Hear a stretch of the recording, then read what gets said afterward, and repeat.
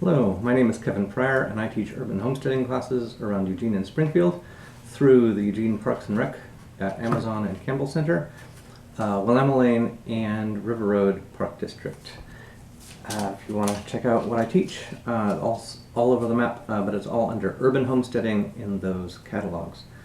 So today we're going to start our winter garden, and if you've got your kit from the Sheldon Library, this is what you've got. You've got some compressed peat pots, which is what we're going to use for starting our seeds in. If you didn't get this kit, these are easily available at your local Buy Mart or garden center. They're all over the place and pretty cheap. So these little peat pots, if you've got plastic starter cell kits, those are great too. You'll need to pull out the started seeds to ready to plant. These you can just cut and pop right into the soil. We'll get to that in a little bit. But your starter blocks, some label tags, and you didn't get a Sharpie, but you'll need a Sharpie to write what you are planting on these. A little bag of soil that is stuck to my paper, and a few seeds. So we've got here in the kit, we've got mustard greens that grow great year-round. All of these do actually. Arugula, you can plant 3, 4, 5 rounds of arugula a year if you like. I really like it. It's not to everyone's taste, at least at first, but everyone I know who's gotten into arugula really likes it. It does have a very strong flavor, similar with kale, which is the last one that you got in your kit here. But both kale, arugula, and mustard greens, they all grow great all year, including winter. So the kale we've got is a lacinato, also called dinosaur kale. It's long strappy leaves instead of the broad or frilly leaves. Sometimes called dinosaur kale because of the texture of the leaves. Looks a little bit like you might think dinosaur skin would look like. But we're going to plant these today. So we're going to get started, and I'm going to show you how to start your seeds and take care of them, and then I will also take you outside and show you some ways to keep your seedlings and growing plants protected a little bit during the winter. We are very lucky in Eugene. We've got pretty mild winters. Some years it does get pretty cold, but most years you really don't need any protection for your winter crops if they are good, cold, hardy crops. So we're going to get started. We got our bag of soil. It's just a fine potting soil. It usually has a little bit of pumice in there. It's pretty fine grain stuff. So we're just going to spread that into our pots pretty evenly. I'm just doing this at my dining table with a piece of paper underneath to catch all the soil that falls out. Should have plenty of soil to fill up these cells, just real loose. I'm not being super careful here because we are gonna be playing with it. If there are bigger chunks of bark that might interfere, you can pick those out. But it's pretty even here. So nice even. You want it about a ½ inch from the top of your cells. A little bit more in this last one or two. Okay. Just real loose. Don't really pack it down. You want it pretty loose still. Like that. And I'll do the other one as well since I've got it here. Get my seeds out of the way.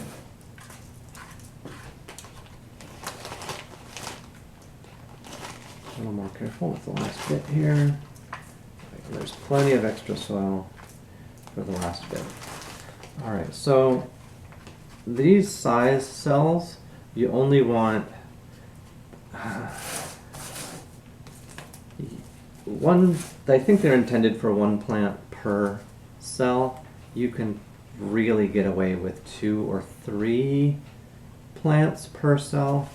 So what I'm going to do, these seed packs you got from the library, if that's where you got your seeds, only have about 15 to 20 seeds in them, which is really plenty for this little kit to get you started. But 15 to 20, that's 60 total-ish, 45 to 60. We got 12 cells, so 4. So we can do a good 4 seeds per cell. And what I'm going to do, These are pretty cool little envelopes, actually. If you like to save seeds, this is a great little origami envelope. So I'm going to start with a kale. I'm going to do, since we've got 3, I'm going to do them this way. I'll do 4 cells per plant this way, and I've got 1, 2, 3, 4, 6 labels. I'll label them this way in each pot as well. So that's what we're going to do.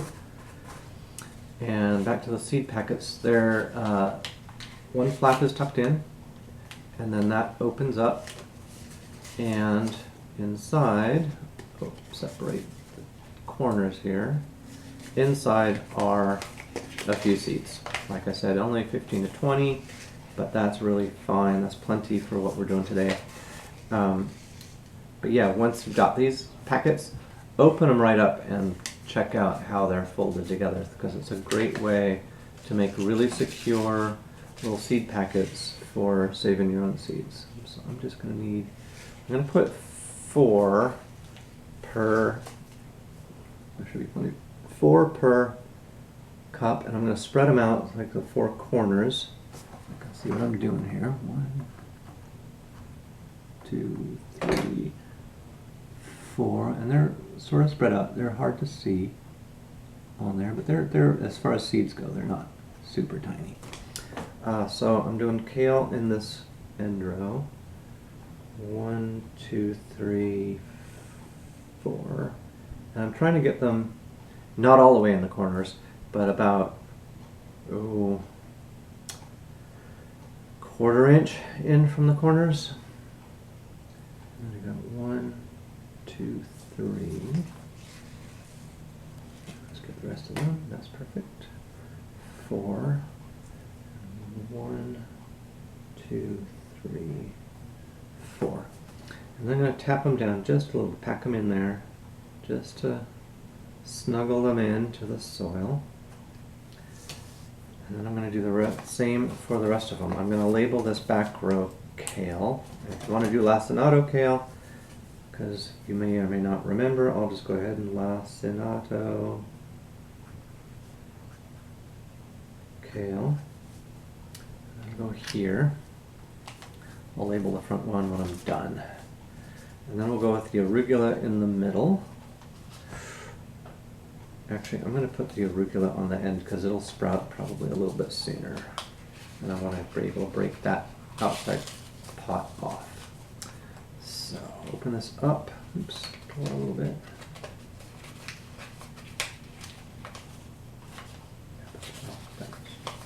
Okay. So mustard greens. This variety is called Green Wave. I really like, if you like a milder mustard, there's a purple leaf mustard that's quite a lot milder mustardy flavor than the green in my experience. So if you can find purple sales, I think, but a purple mustard, they get pretty big. These, 1, 2, 3, 4. Got just enough. 1, 2, 3, and 1, 2, 3, 4. So we're going to separate these as they grow. Oh, there's one more. Spacing. I'll get this. Come on. Spacing will be for kale. You want about 12-inch centers. For your sprout seedlings, when you plant them out, you want them about 12 inches apart so they can grow up and not be crowding each other. Mustard, you're going to want a good 18 inches. They get pretty big. So 18 inches between your seedlings when you plant them out into your garden. Raised beds are great. Straight in the ground is also fine for these. Arugula is a lot smaller. You probably want a good maybe 10 inches between seedlings to give the arugula. 8 to 10 inches is probably fine for your arugula. Alright, so I'm going to get the arugula out of here. This variety is called Green Brigade. I'm unfamiliar with that one, but all the arugulas are pretty good, pretty cold hardy. Just don't seem to care what the weather is. They don't like it super hot. It has been pretty hot this summer. 1, 2, little close, see if I can. These are a paler tan, so they're a little easier to see compared to the soil. 1, 2, 3, 4. 1, 2, 3, 4. And 1, 2, 3, 4. Okay. That's all of our seeds. So snuggle them in there just so they're not rolling around. And then we're going to sprinkle about 1/4 inch of soil on the top. So basically fill up these cells all the way to the top. Not really much more than 1/4 inch. You don't want them buried too deep because they do need to sprout up. They're not huge seedlings. But cover them up. And that's just the easiest way to make sure that they are a fairly uniform depth. If you're planting these directly out into your garden, also a fine way to do it. I like to either make little divots with my fingertip and put them into there about 1/4 inch deep, or if you're doing a bigger bed, like we just do a bed of greens and my kale and my mustard and arugula and lettuce and other green spinaches are just all together in a bag, and I rake the soil, get it all nice and fine, just sort of loosely sprinkle the seeds all over the bed and just sort of shuffle them in with my fingertips, and that gets them down a little bit, and then pat it down. That works fine on a raised bed, super easy. You get a sort of a salad mix that way. And I do teach a spring gardening and a winter gardening class. Probably it's in the middle of August is when I do the winter gardening, and in March, I believe, January, February is when I do the spring gardening. I do have plenty of seeds to give away at those, including my own little salad mix. So that's all covered up. And now you'll water these in. I just get the loose soil off and take them over to the sink and let them sort of soak in and drain. And then you want to have them on some sort of tray, because you're going to be watering them pretty much every day. If you can't remember to water them every day, a good cheat is to put them inside a gallon Ziploc bag, get them nice and soaked, not super soaked, but good and solidly damp, and the peat pots will be good and wet. Get them soaked in, let them drain, and then put them in a gallon Ziploc bag, fill it up with a little bit of air and seal that, and that's like your little mini greenhouse that you can have on your countertop. And then that holds the humidity in, and you basically don't have to water them until they're sprouted and they're ready to set out. So if you're forgetful on watering your pots here, because these dry out fast, that's a good way to do that. So we did mustard greens in the middle. I'm just going to put mustard on there because I'm going to keep these packets and arugula on the last one, and the same kale, mustard,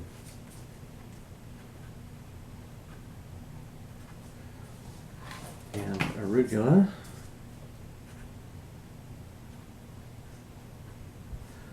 on there.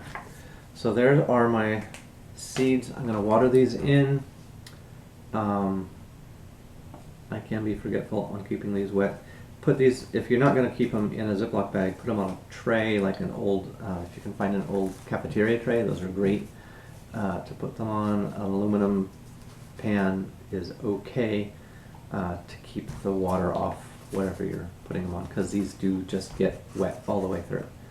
So yeah, I'm going to put these probably in a Ziploc bag, water them in, put them in a Ziploc bag, and then when they're sprouted, as soon as they come up, you need to get them in some really good light. So outside in the shade is great. just on your countertop, they're going to be reaching for whatever light they can find, probably your window, and they're going to get really long and spindly, and that's not going to lead for healthy plants. They need good sunlight. So unless you've got a good grow light that you can put a couple inches above them, maybe 6 inches above them, once they're sprouted, they really need to go outside, and then you really need to watch so they don't dry out, and then when they're about 2 inches tall, then you can break these pots apart, and they'll be really good and soft and easy to tear. To break the pots apart, break apart the whole pot and pull out individual plants, tease them apart, and then they can go right into the ground, and bury them just a little deeper than they were in these pots, so that the first set of leaves is just at the surface of the soil. Keep them watered in, and you'll have a winter garden started. Now I'm gonna stop with this, and I'm going to take you outside to show you a few tricks on keeping your winter garden going all winter and protected from the elements just a little bit. Well, hi again. My name's Kevin Prier. I teach urban homesteading classes as Suburban Homecraft through Eugene and Springfield, and I've just got a couple more things to show you here for winter gardening, and this is just a little setup. Just a couple minutes here to show you what I've got going for my winter garden. 4x8 bed, and I've planted a row of broccoli that has not come up yet, and those are going to be watered with the 2 drip hoses there, and then a row of bok choy along this drip hose, and a couple of those have come up, and 2 rows of beets for the winter garden. Now, one thing to know about beets and chard, they're a big knobbly seed, and each of those seed knobs actually has 3 to 4 seeds in it. So if you plant one seed, what you're going to get is 3 or 4 seedlings coming up. So this was one seed clump, and I've got 3 coming up here. So I'm gonna, this is the nicest one. There's another little one coming in here. I'm gonna pull that out right away. I'm gonna probably pull one of these now. I'm gonna wait a little bit longer until they're just a little bit bigger. And here's another one with 3 coming up out of the one seed. So I'm gonna pull this middle one out so it's not interfering with the other 2 now. And when they've got a few more seeds, a few more leaves, I'll thin them out to be about 4 or 5 inches apart. Here's another one from one seed, several coming up. And then the other brassicas, so this is bok choy, kale and collards, and broccoli, cauliflower, all look the same. They've got this very distinct first leaf here that's sort of heart-shaped, and then the true leaves come in a little more shapely to the parent plant. I think you can see that there, yes. So I also have a couple weeds here that we actually really like to eat. This here is related to chard and beets. It's called lamb's quarters, and the seedling looks a little similar, not quite the dark red of the beets, but it's got these purpley underside of the leaves and a reddish stem. These grow up big and tall.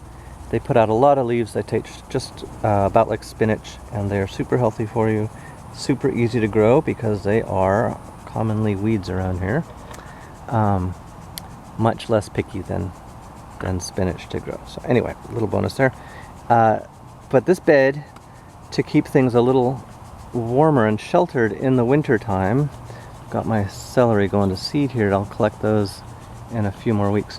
But I can see these hoops that I've put over, and these are just 10-foot, half-inch PVC pipe looped over, and then to do 2 things: to stabilize them back and forth, and also if there's snow, I can put plastic over here to keep some heat in the wintertime.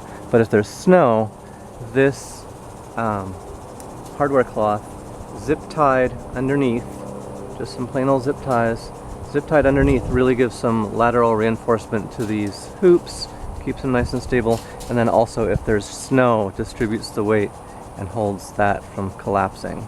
So this is, I leave this open during the summer for good circulation. If it does rain, we get some rain. One thing about putting a plastic hoop on in the winter time is it won't get rain, which is sort of almost half defeats the purpose, in my opinion, of growing a winter garden, is you don't have to do anything to it. But if it does get very, very cold, I'll toss some plastic over here, and then this drip irrigation is good to keep things watered during the winter time. In general, I don't do anything to our in-ground plants for the winter. The arugula, the kale, mustard greens, beets, I'll probably harvest before it gets super cold, probably harvest those in November, early December.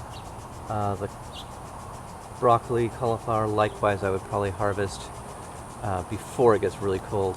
I might plant some more in mid-October, early October, that will grow up a little bit and overwinter, and then make a head early spring. But in general, I don't do anything special in this climate to keep our plants warmer than they otherwise would be, because it is a very mild climate here and they grow very well. So that's just one idea to keep your plants a little warmer if you need to.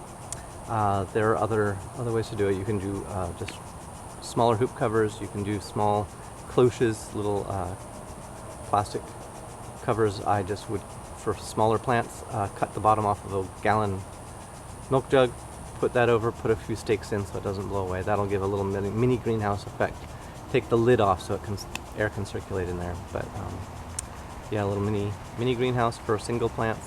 But a hoop like this, little mini greenhouse over the whole bed, is a great way to keep things warmer if you've got slightly more sensitive plants than the kales, the arugulas go on for your winter garden. So that's winter gardening. I hope I can see you at some of my classes. All of my classes are listed on my website, suburbanhomecraft.com, and there's other things on there. There's recipes and some extra resources for you to check out if you like. So thank you very much. I hope you enjoy your winter garden.